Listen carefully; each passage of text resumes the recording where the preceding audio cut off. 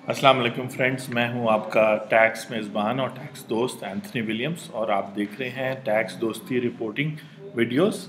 और जैसे हम शुरू करते हैं, टैक्स दोस्ती .com पर हैं इस वक्त और आप देख रहे हैं टैक्स दोस्ती ब्लॉग।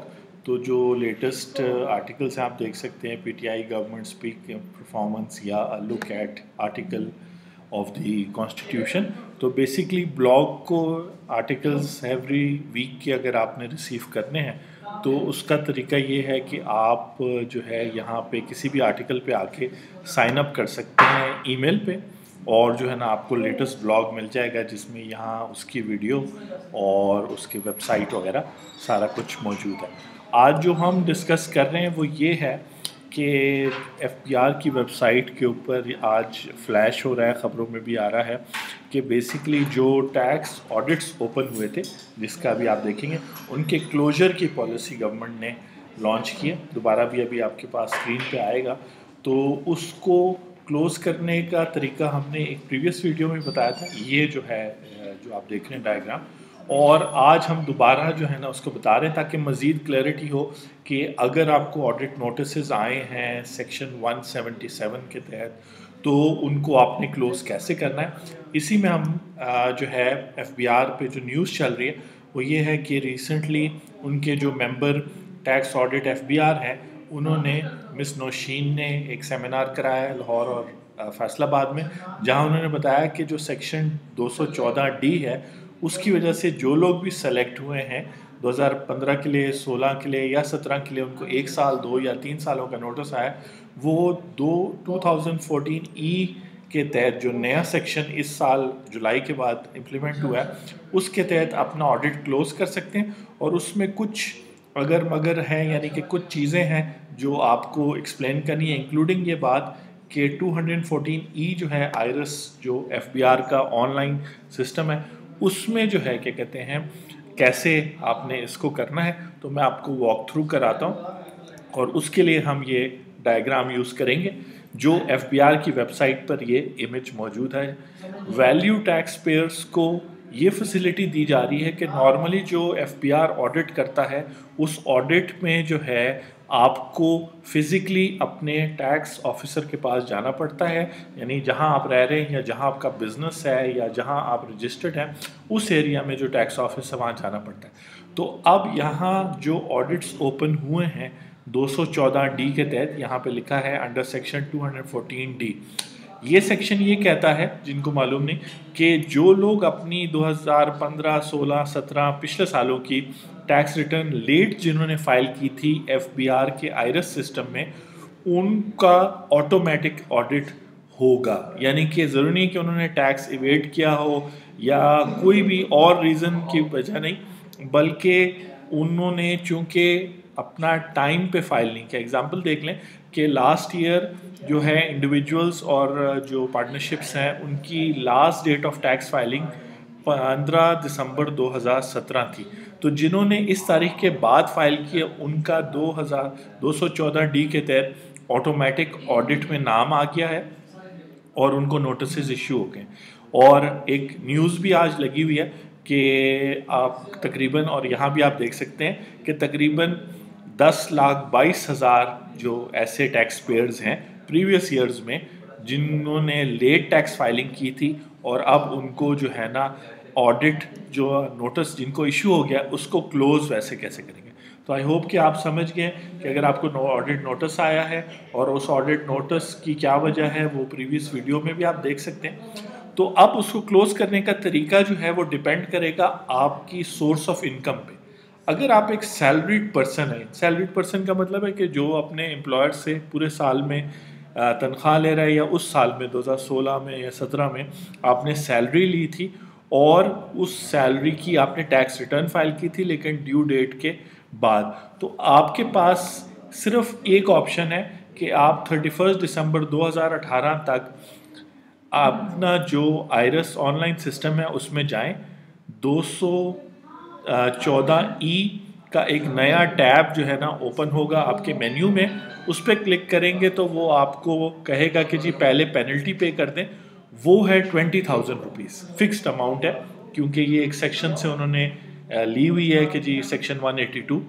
तो आपने 20,000 रुपीज़ जो है वो उसका चालान, टैक्स चालान जनरेट करना है और नेशनल बैंक में जमा करवाना है। वो चालान फिर उस 214 के टैब में शो होगा।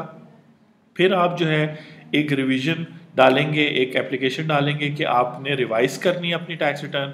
वो 3 दिन में कमिश्नर कर देगा ऑनलाइन, वरना तो चौथे दिन सिस्टम यानी आयरस खुद उसको जो है ना कर देगा रिवाइज। और उसके बाद आप रिवाइज्ड में उसका मेंशन करेंगे, जहाँ मेंशनड होगा कि जी ये 200 आपने जो है ना 20,000 पे किया है फॉर क्लोजर ऑफ ऑडिट। और चूंकि आपको सेक्शन 177 का नोटिस ऑनलाइन आयरस में रिसीव हो गया, तो उसी के अगेंस्ट ये 214 की सारे डॉक्यूमेंट्स उसी के साथ कनेक्ट होते जाएंगे और इस तरह आप क्लोज कर लें।